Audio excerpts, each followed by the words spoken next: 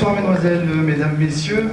Alors je vais essayer de ne pas redire ce que Sylvain a déjà dit.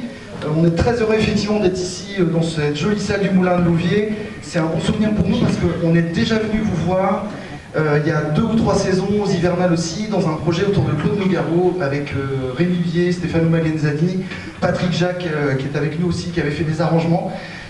Mais on est très heureux de revenir pour vous proposer un programme vraiment spécifique au Big Band Fusion, qui est né donc il y a 3 ou 4 ans, et dans une double formule. Et je vais vous donner quelques indications supplémentaires par rapport à cette première partie sur ce projet Phil Collins.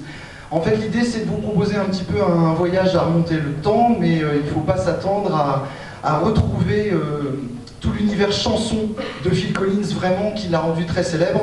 Sylvain vous a parlé un petit peu de ce projet Big Band à la fin des années 90. L'idée c'est de vous proposer donc ce voyage à remonter le temps, en partant de cet album Big Band et des arrangements qu'avait fait pour cet ensemble son trompettiste Harry Kim, qui brillant trompettiste qui a travaillé avec lui pendant toute sa carrière, aussi bien sur la facette pop que sur d'autres projets.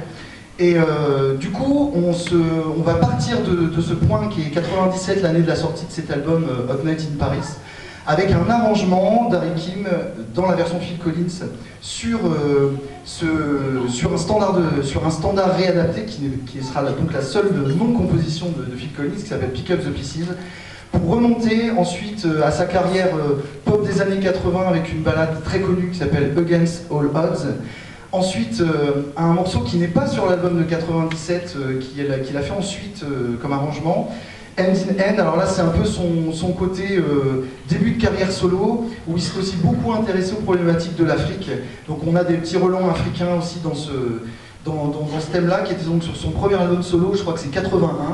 Et puis on terminera par la genèse, c'est le cas de le dire, donc le travail de Genesis sur un album qui est un de leurs plus connus, qui s'appelle Lamb Lies Down on Broadway, qui est de 74, à l'époque où Peter Gabriel aussi était encore dans Genesis.